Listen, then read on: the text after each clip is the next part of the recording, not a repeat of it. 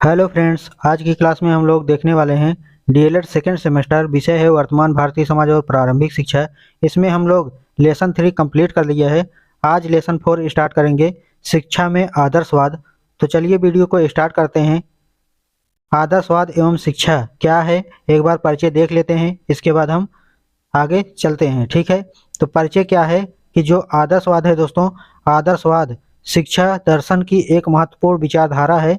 क्या है यह जो है आदर्शवाद, क्या है कि एक महत्वपूर्ण विचारधारा है। आदर्शवाद जान लीजिएगा कि ये एक विचारधारा है। ठीक है, और यह विचारों, आदर्शों और मूल्यों को सबसे अधिक महत्व देता है। इसके अनुसार भौतिक दुनिया हमारे विचारों पर निर्भर करती है और मनुष्यों की आत्मा सबसे महत्वपूर्ण होती है। ठीक, आगे चलते हैं। अगला है आदर्शवाद का अर्थ और परिभाषा। तो आदर्शवाद का अर्थ और परिभाषा जान लेते हैं। आदर्शवाद एक दार्शनिक विचारधारा है। ठीक है, यह एक क्या है, दार्शनिक विचारधारा है जो यह मानती है कि दुनिया का आधार मानसिक और आध्यात्मिक तत्व होते हैं। इसके अनुसार हमारी सोच और विचार ही सृष्टि का मूल आधार है। ठीक है, हमारी सोच और विचार सृष्टि का मूल आधार है। आदर्शवाद का मानना है कि बाहरी दुनिया से ज़्यादा हमारे विचार और आत्मा महत्वपूर्ण हैं, क्योंकि यही हमें सही दिशा में मार्गदर्शन करते हैं। आगे है कुछ प्रमुख परिभाषाएं। ठीक है, जो हेंडरसन है वह आदर्शवाद की क्या परिभाषा देते हैं, इसको हम लोग जान लेते हैं। तो हेंडरसन के अनुसार जो आदर्शवाद है दोस्तों, आदर्शवाद मनुष्य के आध्यात्मिक पक्ष पर बल देता है, क्योंकि आध्यात्मिक मूल्य अत्यंत महत्वपूर्ण होते हैं। आगे देखते हैं। अगला परिभाषा है जे एस रास के अनुसार। ठीक है, जो जे एस रास हैं ये क्या कहते हैं आदर्शवाद पर। आदर्शवादी दर्शन के अनेक रूप हो सकते हैं, लेकिन इसका मूल सिद्धांत यह है कि विश्व का आधार मन और आत्मा है। विश्व का आधार जो है वह मन है और आत्मा है। ठीक है, और आगे देखें अगर दोस्तों, तो शिक्षा में आदर्शवाद का महत्व क्या क्या है, इसको भी हम लोग जान लेते हैं। ठीक है, जो आदर्शवाद है वह शिक्षा में कितना महत्व निभाता है। आदर्शवाद शिक्षा को केवल जानकारी प्राप्त करने का माध्यम नहीं मानता, बल्कि यह आत्मा के विकास, नैतिक मूल्यों और आध्यात्मिक उत्थान पर जोर देता है। ठीक है, यह जो है क्या करता है कि जो आप जानकारी जुटा लिए हैं उसको यह नहीं मानता है आदर्शवाद। ठीक है, यह क्या मानता है कि आपके जो है नैतिक विकास होना चाहिए, आध्यात्मिक उत्थान पर जोर देना चाहिए, तो जो है आदर्शवाद माना जाएगा। ठीक है, तो आगे देखते हैं। अगला है शिक्षा का अर्थ। जो आदर्शवाद है उसमें शिक्षा का अर्थ क्या है, इसको जान लेते हैं। तो आदर्शवाद के अनुसार शिक्षा वह प्रक्रिया है जिससे मनुष्य अपने व्यक्तित्व को विकसित करता है और उच्च मूल्यों की प्राप्ति करता है। अगर आगे देखें तो आगे है शिक्षा की कुछ प्रमुख परिभाषाएं। जो आदर्शवाद है उनमें शिक्षा की कुछ परिभाषाएं दी गई है कि शिक्षा आदर्शवाद के हिसाब से क्या है। तो जान लेते हैं कि परिभाषाएं क्या क्या हैं। तो जो कांट हैं, ठीक है, कांट ने क्या बताया है शिक्षा के बारे में। शिक्षा केवल सफलता प्राप्त करने की योग्यता नहीं देती, बल्कि यह मानवता और सामाजिक जीवन की तैयारी भी करती है। ठीक है, जो आदर्शवाद है वह जो कांट बता रहे हैं कि आदर्शवाद में जो शिक्षा है वह क्या है कि सफलता पा जाना ही जो है वह क्या है, योग्यता नहीं है, बल्कि जो है मानवता और सामाजिक जीवन की भी तैयारी होनी चाहिए और इस समाज को भी जो है आगे बढ़ाना चाहिए। तो ऐसी जो है कांट का मानना है। तो जो फ्रोबेल है दोस्तों, उन्होंने शिक्षा के बारे में बताया है, शिक्षा जीवन के सतत विकास की प्रक्रिया है। ठीक, शिक्षा जीवन भर चलने वाली सतत प्रक्रिया है जो भौतिक और आध्यात्मिक ज्ञान प्रदान करती है। आगे देखते हैं। अगला है अगला है दोस्तों बटलर। जो बटलर हैं इनके अनुसार जानते हैं शिक्षा क्या है। शिक्षा एक ऐसी प्रक्रिया है जिसके द्वारा अधिक परिपक्व लोग कम परिपक्व लोगों को मार्गदर्शन दिखाते हैं। ठीक है, तो जो शिक्षा है, अगर आप परिपक्व हैं तो जो अपरिपक्व हैं आप उनको मार्गदर्शन दिखाएंगे, यह जो है शिक्षा है, यह बता रहे हैं बटलर महोदय। ठीक है, और आगे है आदर्शवाद और शिक्षा। ठीक, इसको जान लेते हैं कि आदर्शवाद और शिक्षा क्या है। तो आदर्शवादी शिक्षा को दो प्रमुख कारणों से आवश्यक मानते हैं। दो प्रमुख कारण क्या है, एक है आध्यात्मिक और दूसरा है सामाजिक। और जान लेते हैं जो आध्यात्मिक आवश्यकता है क्या है। ठीक है, तो जानते हैं दोस्तों, चलिए देखते हैं। शिक्षा मनुष्य को जीवन जीने की कला सिखाती है और उसे समाज से जोड़ती है। ठीक है, जो शिक्षा है वह जीवन जीने की आपको तरीका सिखा देती है, आप उसे समाज में जोड़े रखती है शिक्षा, ठीक है। और इंसान जन्म से ही कुछ गुण लेकर आता है, लेकिन शिक्षा के माध्यम से वह इन्हें और विकसित करता है, ठीक है। बच्चे जब जन्म लेकर के कुछ न कुछ तो आते ही हैं, लेकिन जब यहाँ पर आते हैं, जन्म लेते हैं, तो उसके बाद जो है उन्होंने शिक्षा के माध्यम से बहुत ही ज़्यादा विकास करते हैं। यह बता रहा है आध्यात्मिक आवश्यकता।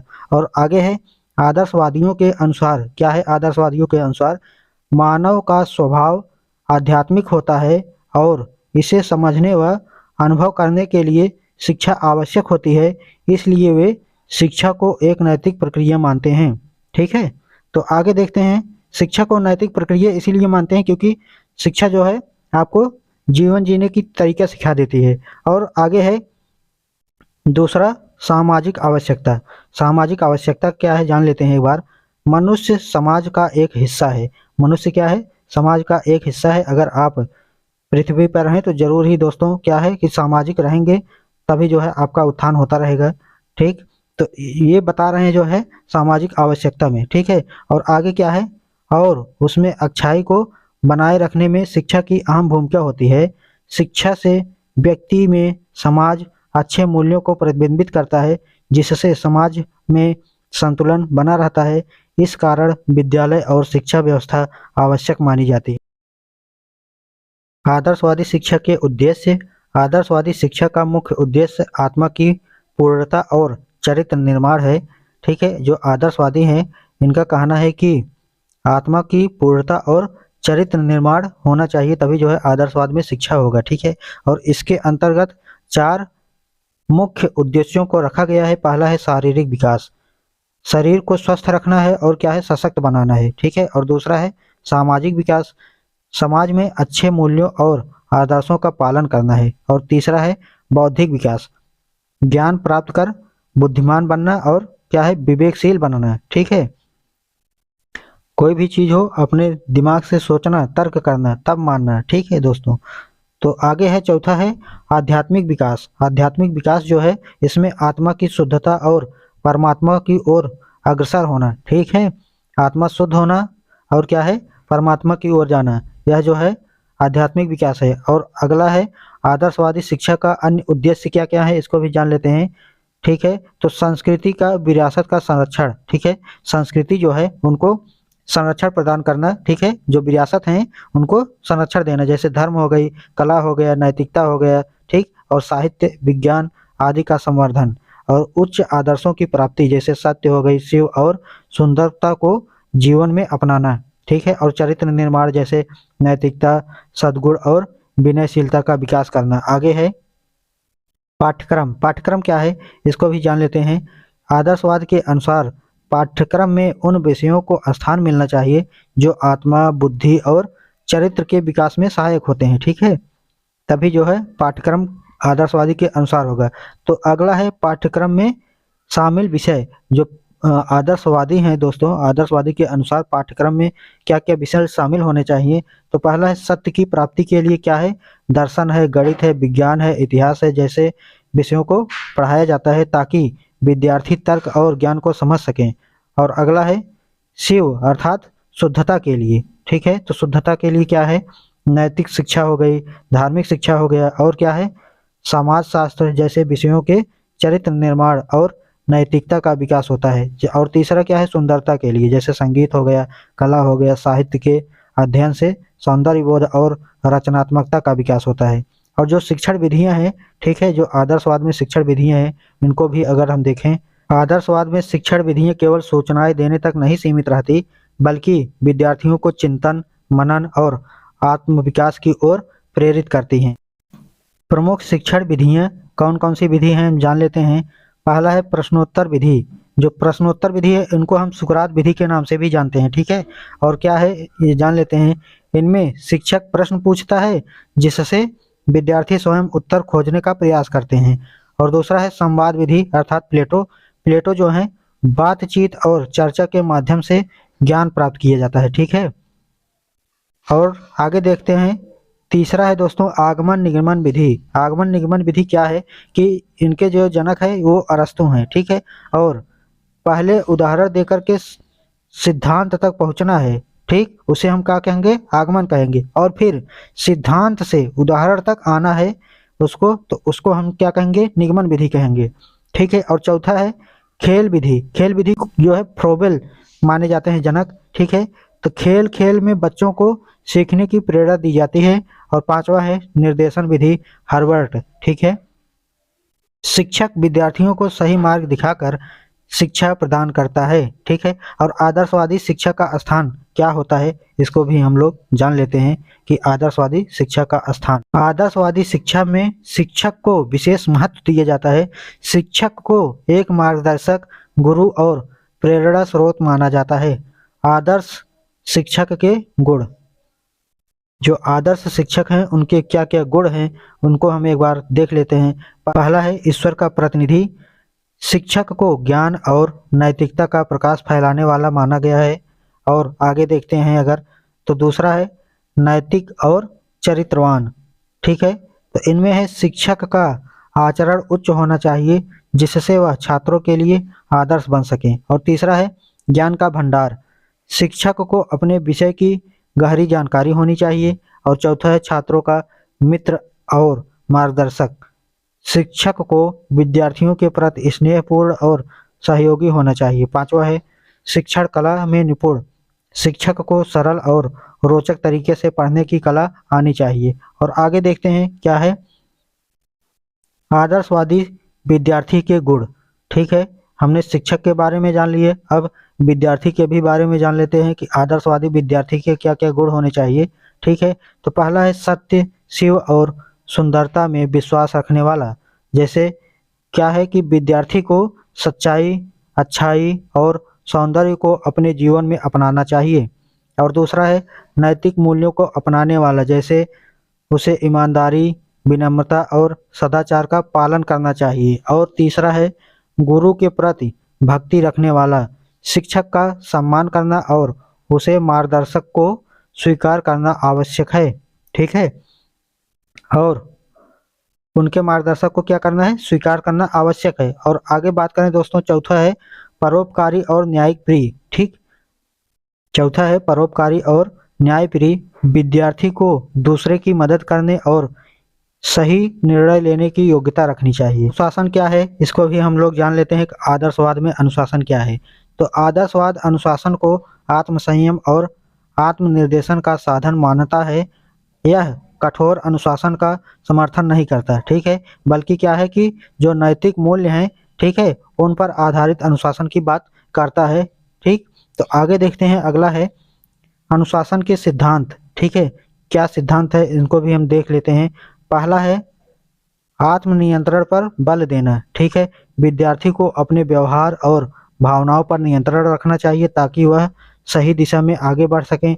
दूसरा है शिष्टता, विनम्रता और नैतिकता का विकास। अच्छे आचरण, नम्रता और नैतिक मूल्यों को जीवन में उतारना आवश्यक है। तीसरा है नियमितता और स्वतंत्रता में संतुलन बनाए रखना। अनुशासन का अर्थ कठोर नियमों में बांधना नहीं है, बल्कि स्वतंत्रता और अनुशासन में संतुलन बनाए रखना ताकि विद्यार्थी अपने कर्तव्यों को ठीक से निभा सकें। और अगला है विद्यालय की अवधारणा। आदर्शवाद में विद्यालय की अवधारणा क्या है, इसको भी हम जान लेते हैं। आदर्शवाद के अनुसार विद्यालय केवल शिक्षा प्रदान करने का स्थान नहीं है, बल्कि यह समाज के पुनर्निर्माण का साधन भी है। ठीक है। जो विद्यालय है वह क्या है, शिक्षा प्रदान करने का स्थान ही नहीं है, यह समाज के जो पुनरुत्थान है उनको बढ़ाने के लिए है। और आगे है विद्यालय के कार्य। ठीक है। आदर्शवाद में जो विद्यालय के कार्य है उसको हम लोग एक बार देख लेते हैं। तो क्या क्या कार्य है, पहला है समाज के भविष्य का निर्माण। ठीक है। जो आदर्शवादी विद्यालय के कार्य हैं उनको क्या करना है कि वो जो है समाज के भविष्य का निर्माण करते हैं। और दूसरा है समाज के लिए योग्य नागरिक का निर्माण। ठीक है। योग्य नागरिक बनाने का कार्य करते हैं विद्यालय। और तीसरा है समाज की कुरीतियों को दूर करना। ठीक है। तो समाज में जो कुरीतियां हैं, विकृतियां पाई जाती हैं समाज में, उनको जो है विद्यालय दूर करते हैं। और चौथा है वैज्ञानिक दृष्टिकोण का विकास। ठीक है। वैज्ञानिक दृष्टिकोण से विकास करना है। ठीक है। और अगला है पांचवा नैतिक और चारित्रिक विकास को बढ़ावा देना। जो विद्यालय है वह नैतिक और चारित्रिक विकास को बढ़ावा देते हैं। आधुनिक शिक्षा में आदर्शवाद की प्रासंगिकता। आज भले ही शिक्षा में विज्ञान और व्यावहारिकता पर जोर दिया जाता है, लेकिन जो है आदर्शवाद आज भी जो है बनी हुई है। ठीक है, तो आगे देखते हैं कि पहला क्या है कि नैतिक शिक्षा और आध्यात्मिक शिक्षा पर जोर। ठीक है, यह अच्छे संस्कार, नैतिकता और आध्यात्मिकता को विकसित करने में मदद करता है। और दूसरा है चरित्र निर्माण में सहायक। आदर्शवादी शिक्षा से विद्यार्थी ईमानदार, दयालु और जिम्मेदार नागरिक बनते हैं। तीसरा है ज्ञान से अधिक आत्म विकास पर ध्यान। शिक्षा का उद्देश्य केवल जानकारी देना नहीं बल्कि विद्यार्थी के संपूर्ण विकास में सहायता करना है। ठीक है, और चौथा है शिक्षा की महत्ता। आदर्शवाद में शिक्षक को ज्ञान का स्रोत और मार्गदर्शक मानना है, जो विद्यार्थी के विकास में महत्वपूर्ण भूमिका निभाता है। ठीक है, तो दोस्तों यह था जो है लेसन 4 हम लोगों ने कंप्लीट कर लिए, और अगले वीडियो में हम फिर मुलाकात करते हैं एक नए चैप्टर के साथ। तब तक के लिए दोस्तों वीडियो को शेयर करिए।